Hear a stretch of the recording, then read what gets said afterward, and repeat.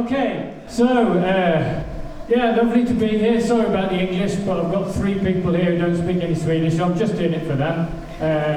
The rest of you, I'm sure you'll be all right.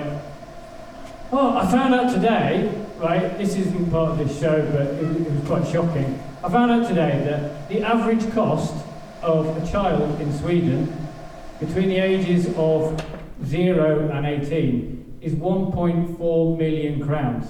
Ooh. Yeah. They don't tell you that beforehand, do they? I've got 3 children. That's like 4.2 million crowns. I mean, I'm not saying I would swap my kids for 4.2 million crowns. I'm not saying that, honest. But I was thinking, if I'd invested that 4.2 million crowns in like an apartment in Stockholm 18 years ago, we're probably looking at about 15 million crowns. And then, you know, slight difference. No, I love. A lot of people ask me why do you do stand-up comedy? Where do you get your inspiration from? And one of the best ways is to have a life where lots of things go wrong all the time. It makes it a lot easier, and I'll give you a few examples of embarrassing situations that I've managed to get into. I'll start with. Before I start though, I love the Swedish language and everything like that, but you don't make it particularly easy for us, do you? I'm just saying, you like to use your words in a couple of different ways so we don't really know what's going on. I'll give you an example. Val. Okay, it means election, it means choice, those 2 I can understand. It means whale. Yeah, that's a great one. Well, I know you like to recycle, but that's taking it a bit far, isn't it? Let's be honest. So when we first moved here, I was looking at the menu from the school. Every Thursday, Kyrkets Val. I looked it up, and I was saying to my wife, it's kitchen whale. I tell you, it's kitchen whale. I thought we'd moved to Norway by accident. But yeah, I also saw it said Reinfeldt's tuffaste Val, and I thought, how many whales does he have? Well, one of them is definitely his toughest. But you also have, and this one causes the most trouble for me. Kort, cot, and court. All right. For the English speakers, that means photo, card, and horny. Okay? And I can tell you, if you show an Englishman K-O-R-T, he's not going to say coot or cot. He's going to say court. Okay? And you know that. I had a girlfriend. I was trying to describe her, and I said she was a court whoring shade. It's so difficult. So difficult. I was in 7-Eleven. It was early in my days in Sweden. I was trying to speak a bit of Swedish. I went up to the counter, and the thing I was buying was like 15 crowns. I put down 14, had no more change, and I thought, well, I'll use a bit of Swedish here.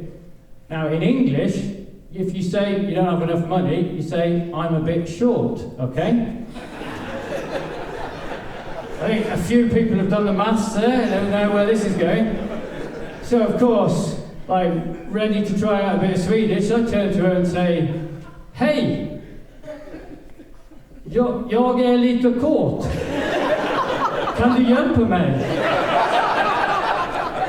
And she just went, huh? I said, jag har pengar, men jag är lite kort. Kan du hjälpa mig? So I'm not allowed in 7-Elevens anymore. But there is a word you have in Swedish that we don't have in English. All right, wait there. I'll count to 3, and I would like you to all shout out the word I mean. 1, 2, 3. No. Oh, interesting. That's the first time anyone has ever shouted fika. And you were all wrong. It's olla. Okay. For those who don't know what that means, and there is a word for this, it means touching something with the end of your penis. That's quite a specific word, isn't it? And the thing is, words don't just happen. You've got to do things quite a lot before you need a word for it. I'll tell you why we don't have that word in English. It's because we don't do it. For goodness, don't. Just don't do that. But anyway, as I was saying, my life is a series of bad things happening quite often. Every now and then something good happens, but normally followed very quickly after by something bad. But it makes comedy a lot easier because, I mean, most comedians have to like invent stuff. I just go out and say basically what I did that day. For example, today I came out of the Systembolaget. I was buying some water or something like that, probably. I came out and there was a lappolisa, a traffic warden, banging a parking ticket down in the centre of Knivsta. I mean, come on. Okay. So I was like, oh. So I took the parking ticket and I just ripped it up and just threw it on the floor. And she was like, you can't do that. And I went, just did, mate. Just did. So she wrote out 2, bam, bam, put them on the... And I was just like, ripped them both up, threw them on the floor. This went on for about 10 minutes. By the end, there was 20 parking tickets on the screen. I have no idea whose car it was, but they are going to get a hell of a shot. But I was, have any of you been to Stockholm? Yeah? I've been to Stockholm, yeah? Quite exciting. I went on the tunnelbanan. I've no idea why they call it that. Most of it seemed to be quite straight. But anyway, have you noticed on the tunnelbanan that every now and then they stop for no apparent reason, just in the middle of nowhere? Have you noticed that? Like really quite abruptly. Now I've got a theory about this. I think that the driver has a camera that points inside the carriage, and he waits until people aren't like holding on properly, and then he brakes to see if he can make them fall over. And I think that the drivers then collect their best clips, and then at the drivers' party every month, they show each other, and then they vote the best, best form. That's just my theory. I'm fairly certain this has happened. But I was on the tunnelbanan anyway, and we don't have one here, so I get a bit excited. They call out the stop and so I jump up as soon as. So I was going along, and they called that stop. I jumped up, and the driver, he's like, yes, brilliant, look at him. I can tell he's from Knivsta, he's too excited. So he was just like, bam, straight on, and I just went fucking flying. I mean, like, completely on top of the person sat opposite me, and they were reading the paper. Okay, this person was from Sweden. Shall I tell you how I know? Guess what happened when I sliced through their paper? Absolutely nothing. I don't know if you've ever seen anyone try and hold together 2 sides of a paper that have been recently separated. It's very interesting.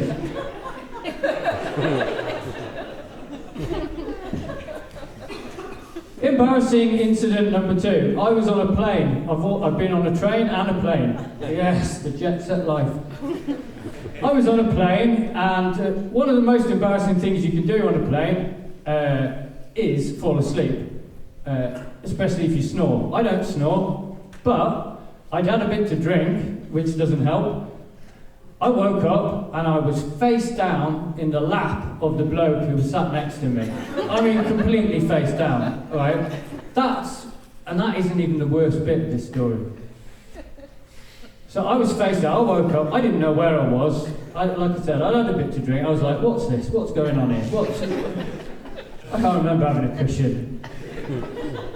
And then when I was like, oh shit, I realised where I was. I sat up, and I looked down, and I had left the largest pool of drool you have ever seen. I didn't think that much drool could come out of one person. And the worst thing was, as I sat up, I realised I hadn't started there. I'd fallen asleep up here. There was a line down. So I'd been slowly just and he hadn't done anything. Again, probably Swedish, I think.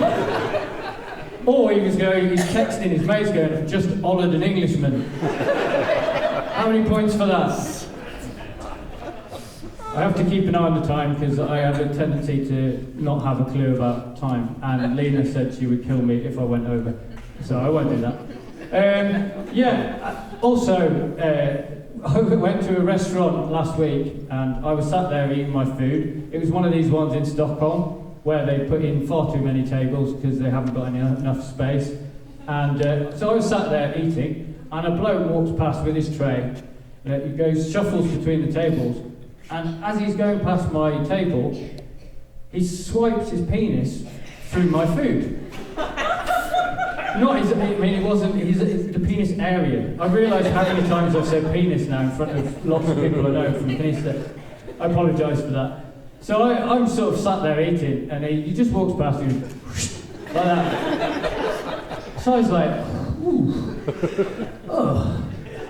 I didn't really know how to react, but so I just sort of said to him, excuse me, mate, when you walk past my table, you dragged your penis through my food. And he was like, oh, I'm really sorry, terribly sorry.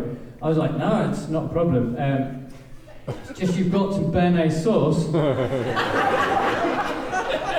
on your penis area. Can I have it back? It's one of those situations where, like, legally, I think it's still mine. There is that possession is 9/10 of the law, or whatever that means, but I still think I had a claim on that. But as I was talking to him, I thought, I'm not entirely sure I want that béarnaise sauce back. So I left it at that. Before I go, I'd just like to say, a lot of people come to me and ask me, because I'm British, I obviously represent everything Britain is, constantly, for the rest of my life. I left Britain 20 years ago permanently, okay? And people are coming to me and still saying, what's happening with Brexit? You might have heard about Brexit. 20 years ago I left that place. If I hadn't been back now and just suddenly went back, it's just like, I think it's like when you leave home and then 20 years later someone comes up to you and say, why have your parents started taking drugs and set fire to the house? It's that kind of thing. It's not, but the main problem was, and we worked it out, so it's all sorted, the main problem was that we let the old people vote. Now I'm not against old people voting, but they haven't got as much skin in the game. There's less going on for them after the election, time-wise. So I don't think they really care that much. I'm not saying they shouldn't be allowed to vote. I'm just saying maybe we shouldn't count them. Just let them vote. Which is also, I came up with a solution for Brexit. We tell everyone who voted for Brexit, because most of them were a bit thick, we tell them that we did it. And then they'll just be, yes, finally, go back to their lives, whatever they do, living in caves and eating children. But also, I've worked out a way we could sort of get around it with the EU as well. I think we could just say, we were drunk. Come on, the British, there we go, oh, where are you again? We'll go, yeah, we've been drunk for like 3 or 4 years, all of us. I hope we didn't do anything embarrassing. And they went, well, you did ask to leave the EU. And we were, oh, really? No, sorry. No, we didn't mean to do that. We didn't mean to do that. Before I go, I'd just like to leave you with a thought, because there's a lot of talk about health and fitness and everything like that, and I like to think that it's not all that important. I mean, I realise now that I'm saying this, I'm stood in a sports hall, and I'll probably get banned forever for that. But you do have to live a bit. I'll give an example. My grandfather, he was Scottish. He drank a bottle of whiskey every day and smoked 60 cigarettes. He died peacefully in his sleep, surrounded by his family. He was 25, but he'd had a good life, to be honest. Anyway, you've been Knivsta, I've been James McKie!